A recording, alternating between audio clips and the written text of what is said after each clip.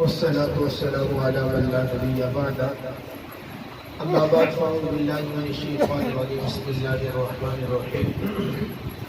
حضرات محترم، کل کے درس کے اندر زکوٰۃ کا نصاب، زکوٰۃ کا مال اور اشیاء زکوٰۃ کے متعلق چند ایک مسائل ذکر کیے تھے۔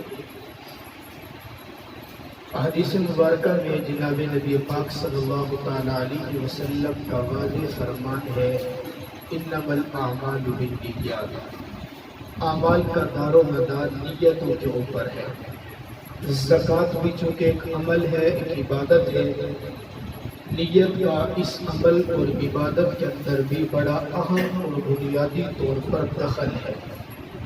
فقہا فرماتے ہیں کہ ایک آدمی نے فقیر کو زکوٰۃ ادا کر دی، زکوٰۃ خیرات کر دی، لیکن نیت نہیں کی، زکوٰۃ دینے کی نیت نہیں کی، تو شرعی طور پر اس کی زکوٰۃ ادا نہیں ہوگی۔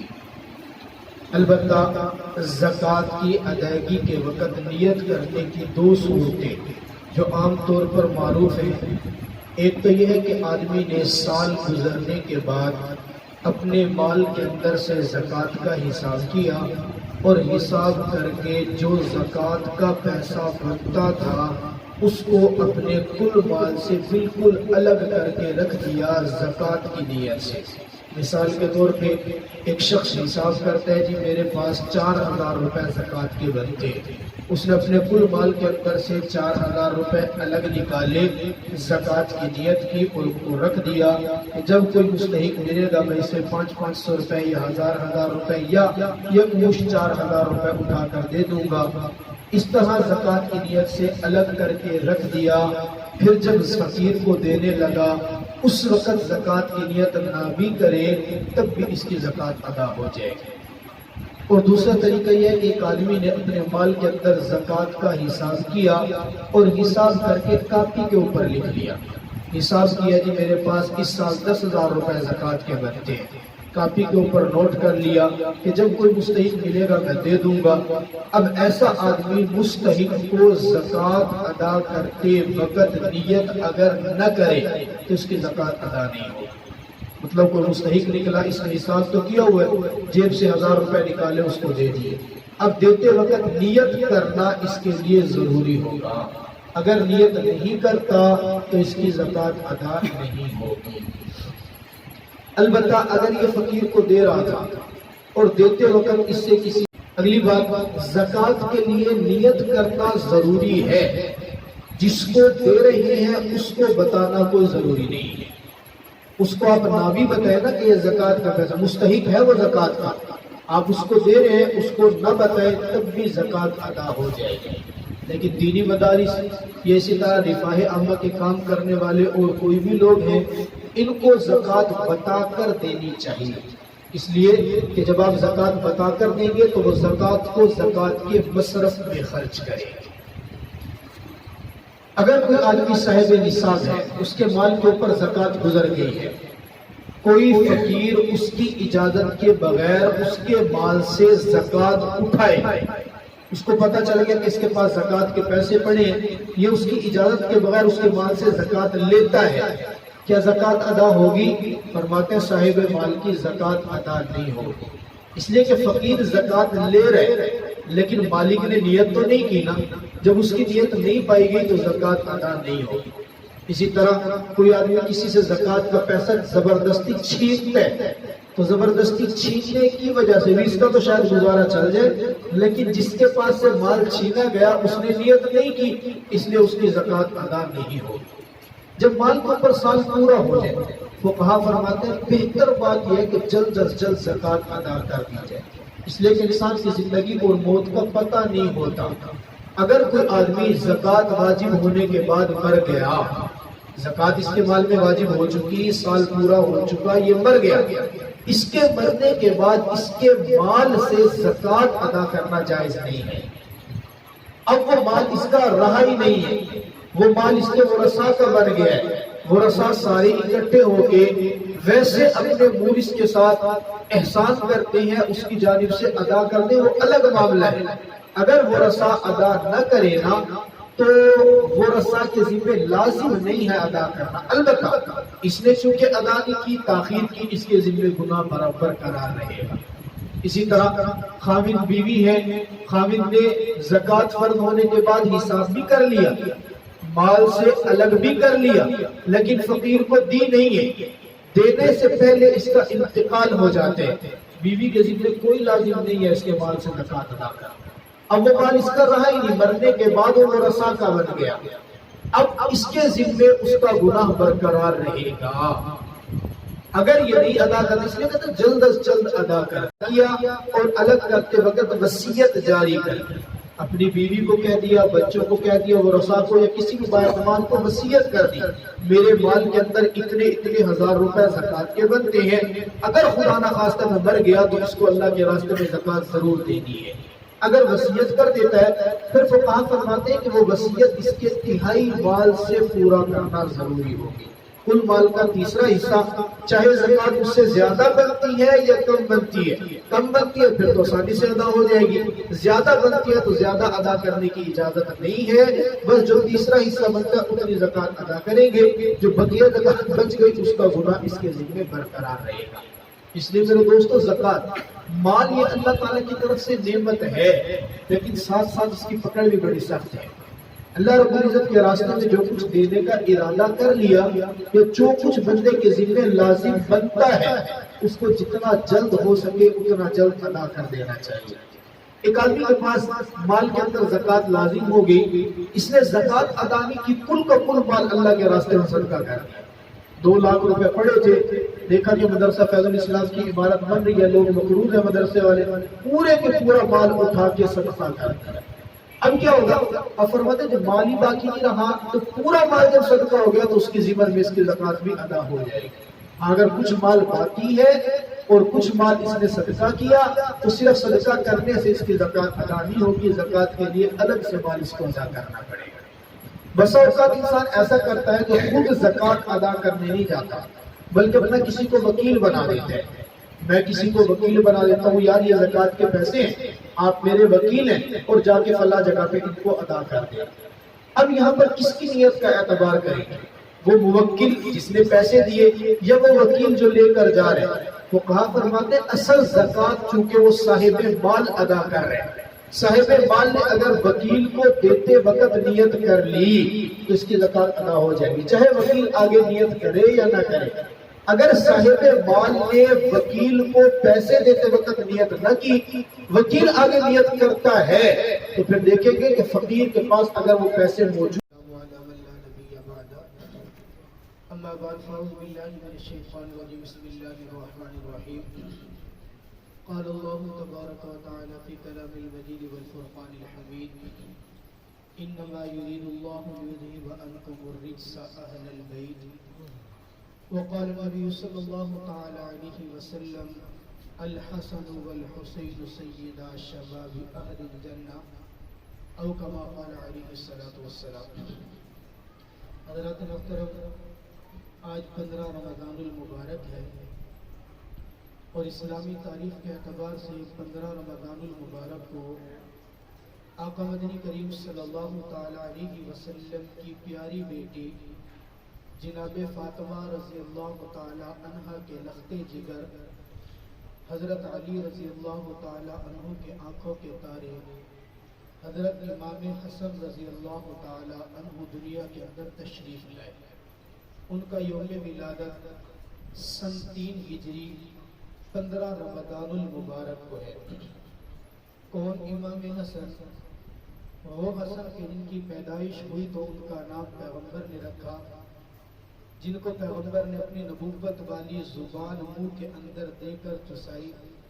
وہ حسن کہ جن کی سواری میرے آقا کے کندھے مبارک بنے، وہ حسن کہ جن کی تربیت میرے آقا نے اپنے نبوت والے ہاتھوں سے فرمائی، وہ حسن کہ جن کو بچپن کے اندر میرے آقا نے اٹھا کر اپنے ساتھ منبر پر بٹھایا، وہ حسن کہ جن کے بارے میں میرے آقا کی زبان سے نکلا کہ یہ میرا پیارا بیٹا دنیا کا سردار بنے گا اور 2 گروہوں کی آپس کے اندر صلح کا ذریعہ بنے گا۔ حضرات محترم، حضرت امام حسن رضی اللہ تعالی عنہ کی اس وقت پیدائش ہوئی، پیدائش کی خبر آقا مدنی کریم صلی اللہ تعالی علیہ وسلم کو دی گئی۔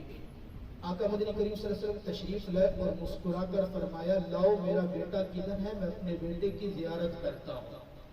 آقا کے سامنے امام حسن رضی اللہ تعالیٰ عنہ کو پیش کیا گیا۔ میرے آقا نے چہرے کی زیارت کی اور زیارت کر کے پوچھا علی بتاؤ میرے بیٹے کا نام کیا رکھا ہے؟ جناب علی بن مرتضیٰ نے فرمایا آقا میں نے اپنے بیٹے کا نام حرب رکھا ہے۔ آقا فرماتے ہیں نہیں یہ چہرے سے حرب نہیں، یہ تو چہرے سے حسن لگتا ہے، لہذا اس کو حرب نہیں حسن کہا کرو، اس کا نام حسن ہے۔ کچھ عرصے کے بعد حضرت امام حسین رضی اللہ تعالیٰ عنہ کی ولادت ہوئی۔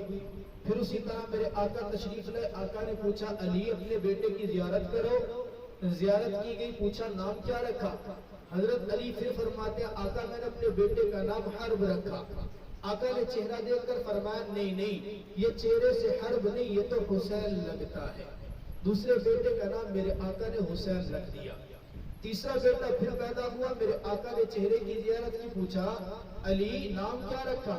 آقا میں نے تو نام حرب رکھ دیا۔ فرمایا نہیں یہ چہرے سے حرب نہیں، یہ تو محسن لگتا ہے۔ پھر فرمایا کہ میں نے اپنے تینوں بیٹوں کا نام حسن حسین اور محسن رکھا۔ یہ ایسے ہے جیسے حضرت موسیٰ علیہ السلام کے بھائی حضرت ہارون علیہ السلام کے بیٹے ہوئے تھے، ان کا نام شبر شبیر اور مشبر تھا۔ میں نے بھی انہی ناموں کی طرح اپنے بیٹوں کا نام حسن حسین اور محسن رکھ دیا ہے۔ میرے دوستو آقا مدنی کریم صلی اللہ علیہ وسلم نے تینوں بیٹوں کے ساتھ بے انتہا محبت تھی۔ حضرت علی رضی اللہ تعالیٰ فرماتے ہیں کانا اشبہ برسول اللہ صلی اللہ علیہ وسلم من الرأس الى النصف۔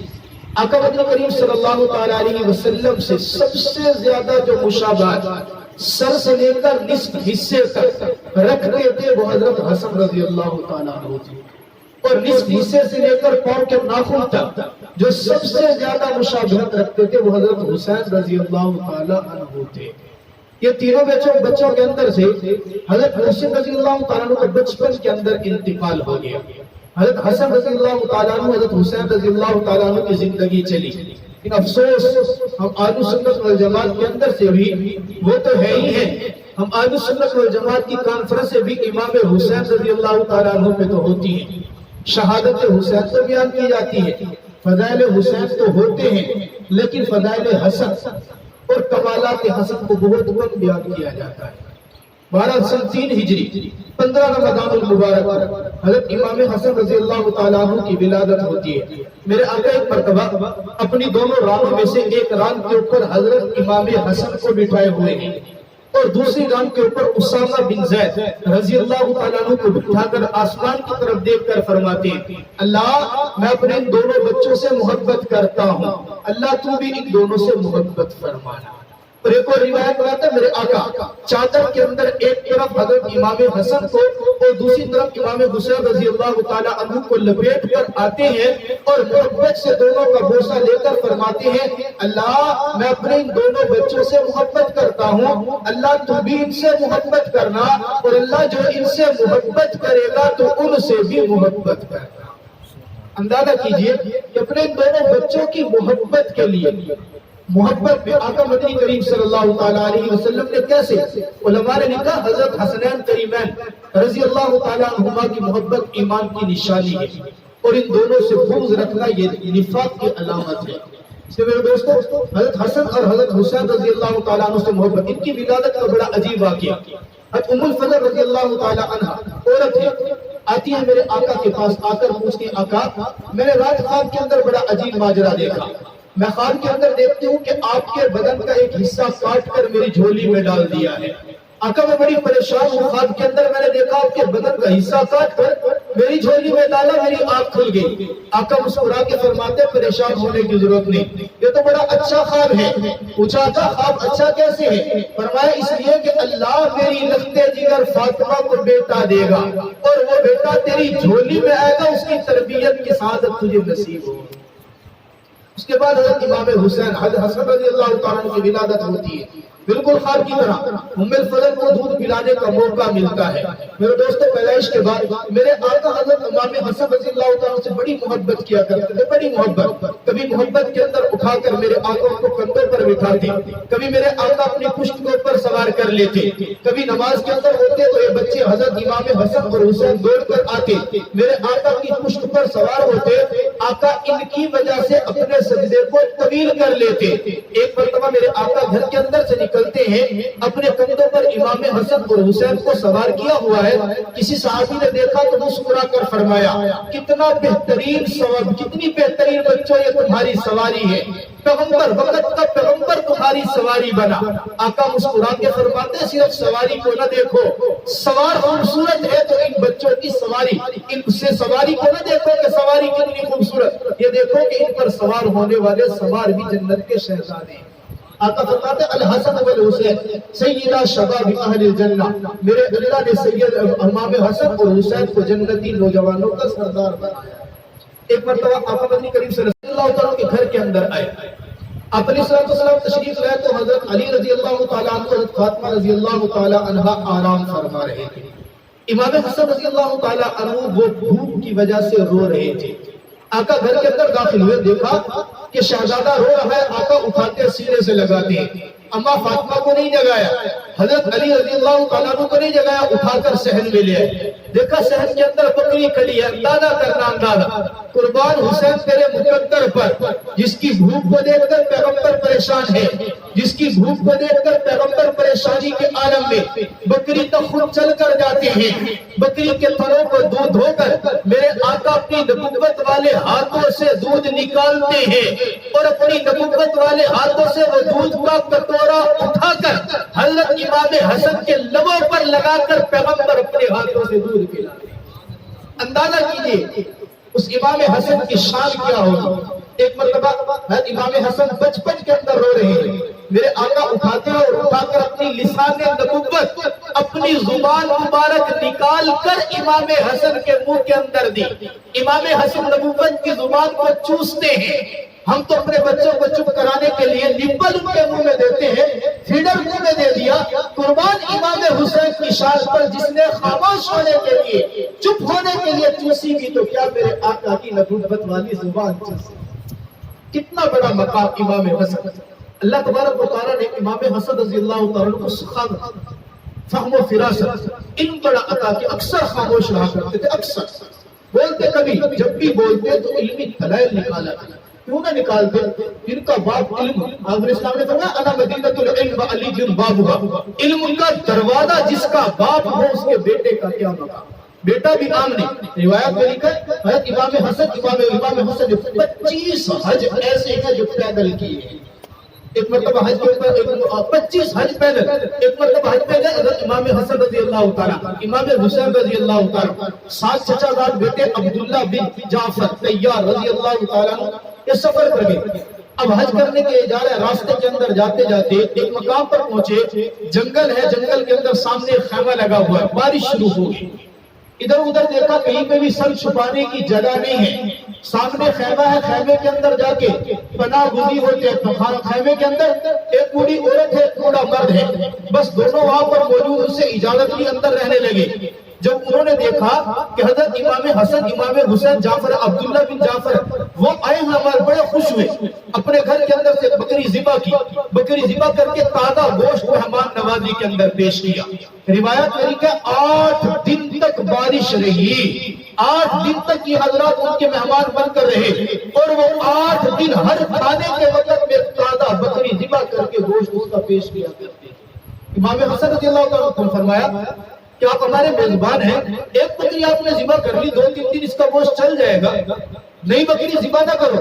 فرمانے لگے نہیں، ہم لوگ اب ان کی سخاوت کا عالم دیکھیں، بوڑھے ہیں اپنے خیمے کے اندر، فرمانے لگتے نہیں، ہماری عادت نہیں ہے مہمان کو باسی گوشت پیش کرنا، ہم تو عام مہمان کے سامنے باسی گوشت پیش نہیں کرتے، آپ تو خاندان رسول میں سے ہیں، آپ تو وہ عظیم انسان ہیں جن کو میرے آقا نے کھلایا ہے، آپ تو وہ عظیم انسان ہیں جن کے منہ کے اندر میرے آقا نے اپنی زبان مبارک دی ہے، ہم آپ کو کیسے باسی گوشت پیش کر سکتے ہیں؟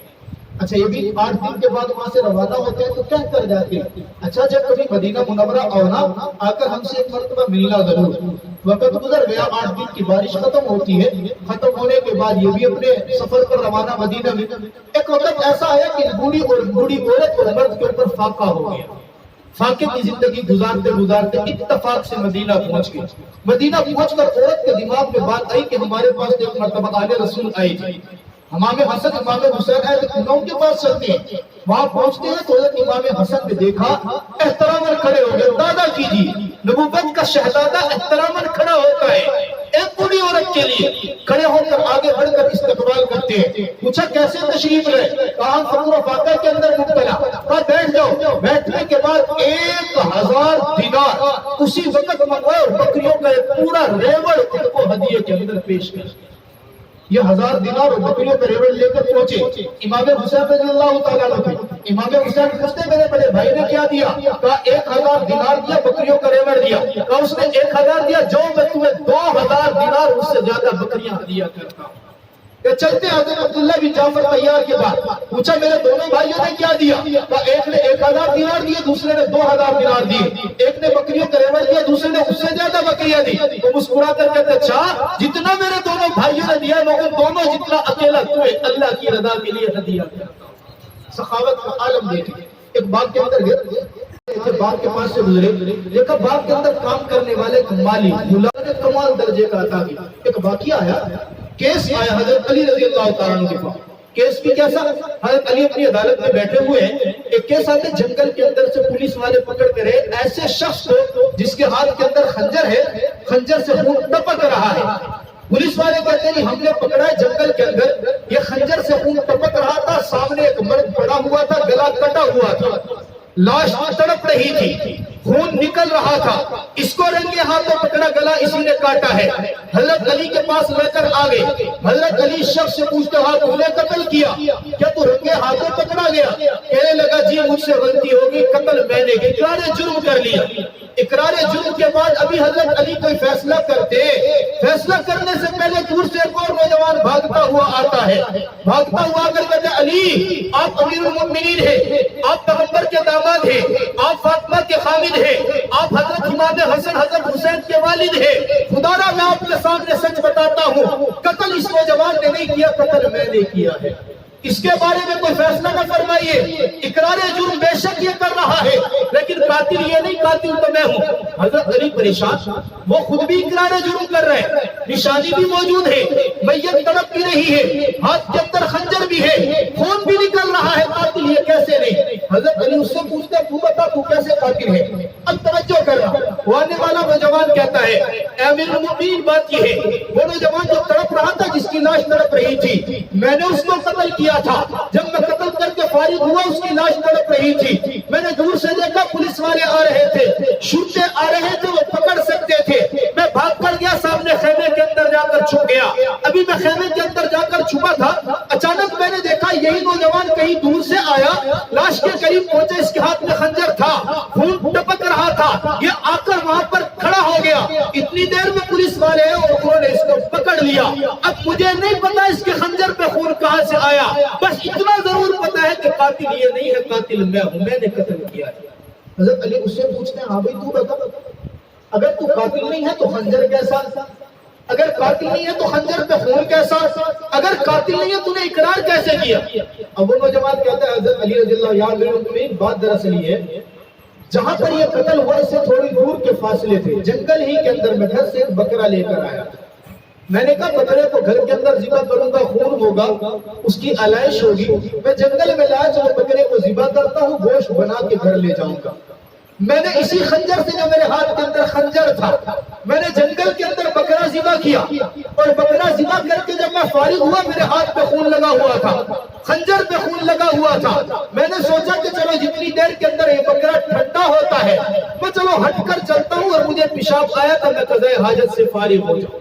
میں پیشاب کرنے کے لیے سائڈ پہ ہوا، میں نے اچانک دیکھا وہاں پر ایک لاش پڑی ہوئی ہے. میں تھوڑا دور ہٹا، لاش کے قریب آیا تو لاش سامنے تھی، وہ تڑپ بھی رہی تھی، میرے ہاتھ کے اندر بھی خنجر تھا، خون بھی ٹپک رہا تھا. ابھی میں سوچ ہی رہا تھا کہ ماجرا کیا، اچانک میرے سر کے اوپر پولیس والے آ گیا. اب میں نے سوچا کہ مجرم تو میں بنا کھڑا ہوں، لاش بھی پڑی ہے، ہاتھ پہ خنجر بھی ہے، خون بھی ٹپک رہا ہے، اگر میں انکار کرتا ہوں کہ قتل میں نے نہیں کیا تو میری کس نے ماننی ہے؟ میں نے سوچا اور سوچنے کے بعد کا اقرار جرم سے بچنا اس وقت میرے بس کی بات نہیں ہے، میں نے اقرار کر لیا۔ حضرت علی نے دونوں کا قول سنے، اس کی بات بھی سن لی کہ میں نے بکرا ذبح کیا، خون بکرے کا تھا، خنجر کے اوپر خون بکرے کا، اور ادھر سے اس کا اقرار بھی سنیا کہ قتل میں نے کیا۔ اب سوچ رہے فیصلہ کیا کرنا۔ سامنے حضرت امام حسن رضی اللہ تعالیٰ عنہ آگے، حسن ذرا بات سنو، جی ابا جان بات بتائیے، کہا یہ ماجرا آ گیا یا کیس آ گیا، فیصلہ کیسے کرنا ہے؟ حضرت حسن رضی اللہ تعالیٰ علم و فراست دے کے فوراً بولتے، قرآن کی آیت پڑھتے، من احیاء فکأنما احیا الناس جميعا۔ ابا جان رب کا قرآن کہتا ہے جس نے ایک انسان کی جان بچائی گویا اس نے پوری انسانیت کی جان بچا لی ہے۔ مانتا ہوں کہ اس قاتل نے اس کو قتل کیا ہے، لیکن یہ بھی تو دیکھیں اگر یہ قاتل آ کر سچ نہ بولتا، یہ دوسرا بندہ جو بکرے کو ذبح کر کے آیا وہ اس کی جگہ پر سولی پر چڑھ جاتا۔ ابا جان اس نے سچ بول کر اس آدمی کی جان بچائی ہے، اور رب کا قرآن کہتا ہے جس نے کسی کی جان بچائی گویا اس نے پوری انسانیت کی جان بچائی۔ اس آیت کے پیش نظر ابا جان اس کو معاف کر دیا۔ حضرت علی رضی اللہ تعالیٰ کے سامنے دلیل آ گئی، دلیل آنے کے بعد کہا اس کو تو میں معاف کر دیتا ہوں، وہ جو مقتول ہوا ہے اس کا خون بہا کون ادا کرے گا؟ کہا ابا جان اس نے سچ بولا، اس کی سچ کی برکت سے یوں کیجئے، اس قاتل کو معاف کر دیجئے اور مقتول کے ورثاء کو بیت المال سے خون بہا 100 اونٹ ادا کر۔ یہ حضرت امام حسن رضی اللہ تعالیٰ عنہ کا علم تھا، کتنا بڑا معاملہ تھا، چوٹی بجا کے اس کو حل کر دیا۔ یہی امام حسن رضی اللہ عنہ عمر میں جام شہادت نوش فرماتے ہیں، اور جام شہادت بھی کیسے نوش فرمایا؟ 47 سال کی عمر میں، آخری عمر کے اندر کئی مرتبہ زہر دیا گیا۔ یہ تو مخالفین کی عادت ہوتی ہے نا، مخالفین کی عادت ہوتی ہے۔ امام حسن رضی اللہ عنہ کئی مرتبہ زہر دیا، زہر سے اللہ تبارک و تعالیٰ نے محفوظ فرمایا۔ آخری مرتبہ جو زہر دیا وہ بڑا شدت کے ساتھ تھا، زہر سے جس طرح آقا مدنی کریم صلی اللہ علیہ وسلم کی آخری وفات کے وقت میرے آقا نے فرمایا تھا، عائشہ مجھے وہ زہر جو خیبر کے موقع پر دیا گیا تھا اس زہر سے مجھے یوں لگ رہا ہے جیسے میری اندر کی رگوں کو کاٹا جا رہا۔ اسی طرح امام حسن رضی اللہ عنہ زہر کی شدت تھی، چارپائی پر لیٹے ہوئے، سرہانے کی جانب امام حسین رضی اللہ عنہ بیٹھے ہوئے، بھائی سے پوچھتے ہیں میرے بھائی بتا تجھے زہر کس نے دیا ہے، بتا تو صحیح زہر کس نے دیا؟ این اس وقت کے اندر بھی خاندان نبوت کے شہزادے کے صبر و تحمل پہ قربان، یہ نہیں کہا کہ مجھے فلاں نے زہر دے دیا، مبارک ہونٹوں سے بولتے ہیں میرے بھائی مجھے گمان ہے، مجھے یقین کے درجے میں پتا ہے کہ کس نے مجھے خود زہر دیا، لیکن میں بتاؤں گا نہیں، اس لیے کہ اگر واقعی اس نے مجھے زہر دیا تو مجھے رب کی ذات پر کبھی یقین ہے میرا رب اس سے میرا انتقام ضرور لے گا، اور اگر اس نے مجھے زہر نہیں دیا میں مان اپنے گمان اور اندازے کی بنیاد پر کسی مسلمان کا خون بہانا نہیں چاہتا۔ یہی جملے پہ اور اس دار فانی سے پوچھ کر گئے۔ اللہ رب العزت ہمیں ان احباب سے محبت کرنے کی توفیق عطا فرمائے، اللہ رب العزت ہمیں ان کی زندگیاں پڑھنے کی توفیق عطا فرمائے۔ یہ میرے آقا کا خاندان، یہ میرے آقا کے پیارے صاحبزادے، یہ میرے آقا کے وہ شہزادے ہیں جن کے بارے میں پیغام زبان نبوت سے واضح فرمان ہے، الحسن والحسین شہیدا شباب اہل الجنہ، حسن اور حسین یہ میرے دونوں پھول ہیں جو قیامت والے دن جنت کے اندر جنتی نوجوانوں کے سردار بنیں گے۔ اللہ تبارک و تعالیٰ میں سمجھنے کی توفیق عطا فرمائے۔ اللهم صل على محمد وعلى ال محمد كما صليت على ابراهيم وعلى ال ابراهيم ربنا لا تزغ قلوبنا بعد إذ هديتنا وهب لنا من لدنك رحمة إنك أنت الوهاب۔ یا اللہ یا رحمان یا رحیم یا کریم یا رب ذوالجلال والاکرام، اللہ ہم سب کے صغیرہ کبیرہ گناہوں کو معاف فرما، اللہ ہمیں حضرات صحابہ کرام سے محبت کرنے کی توفیق عطا فرما، اللہ نے بیت سے محبت کرنے کی توفیق عطا فرما، اللہ کا مدنی کریم صلی اللہ علیہ وسلم کی سنتوں پر عمل کرنے کی توفیق عطا فرما۔ اللہ جب جتنے مسلمان دنیا کے اندر بیمار حال ہیں اللہ ان کو شفا کاملہ عاجلہ مستمرہ عطا فرما، اللہ ہم سب کی تمام جائز ضرورتیں اپنے خزانے غیب سے پوری فرما، اللہ مخالفین کی مخالفت سے محفوظ فرما، اللہ شریروں کے شر سے محفوظ فرما، اللہ حاسدین کے حسد سے محفوظ فرما، اللہ اپنے دین کی خدمت کرنے کی توفیق عطا فرما، اللہ اخلاص کی دولت عطا فرما، اللہ اخلاص کے ساتھ کام کرنے والا بنا۔ وصلی اللہ تعالی علی خیر خلقہ محمد و آلہ و اصحابہ اجمعین۔